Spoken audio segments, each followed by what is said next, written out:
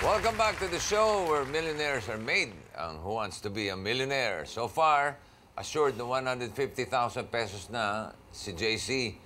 And it's time to find out kung saan papunta ang kanyang kapalaran. Sa tanong na ito, ano ang tawag sa slums o depressed areas ng Brazil? Ravela, Lavela, Favela, Mavela. Gut feel lang yung ginamit.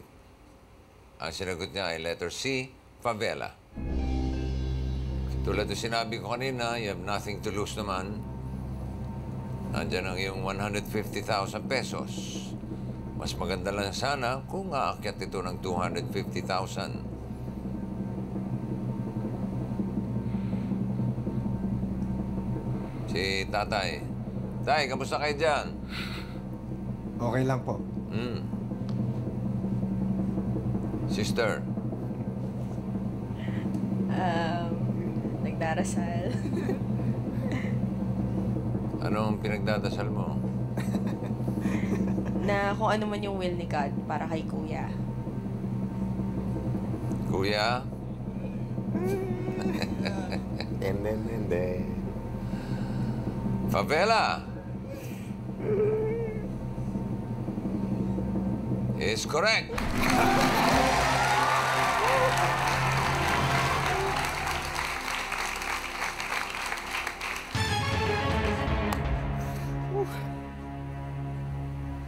For 400,000 pesos, wala ka ng lifeline, pero may gut feel ka. Here's a question. Sa anong tawag mas kilala ang Magdapio Falls? A. Hinulugang Taktak. B. Maria Cristina Falls. C. Daranac Falls. Or D. Pagsanghan Falls.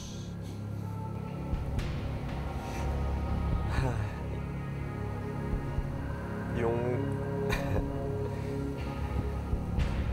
Hindi ko po alam na may mga iba pa palang pangalan yung mga yan. So, yung pinaka hindi familiar sa akin, yung Daranac. Pero yung Pagsanghan, alam ko kasi tagal sa Laguna yan. Hinulugan Taktak, di ko na maalala. Maria Cristina po sa Mindanao, pero hindi ko alam kung meron silang other name. I'm not sure.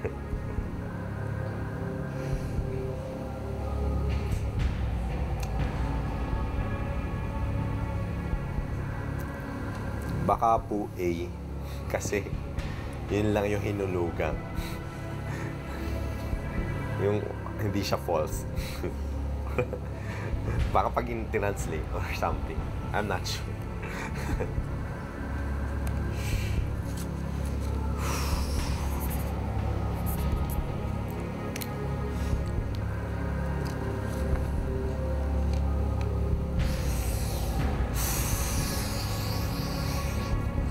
Kung hindi ka sure, ito ang pwedeng maging sure.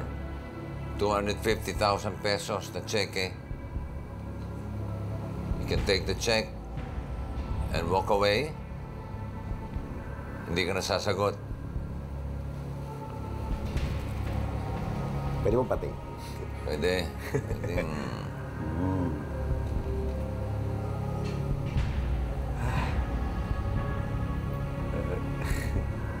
Nakabahan ako. Ay, pwede po mag-isip saglit. Pwede. Take your time.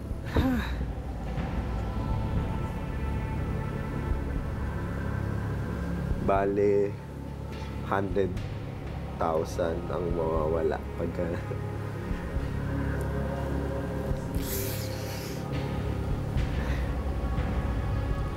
Sakto yung bilang mo.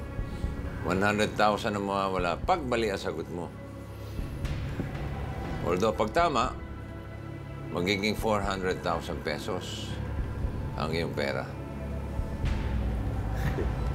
Sa ngayon po, ang gut feel ko, hinulugan Taktak eh. Pero, hindi ako sure sa gut feel ko. Ako, gut feel ko, ito, 250,000. Nung sa tinatanong ako kung ano gusto ko, parang gusto ko lang maka-accomplish eh. So, I think I'm gonna take the check. You sure? Hindi ka nasasagot? Hindi na po. Is that your final answer? Final answer po.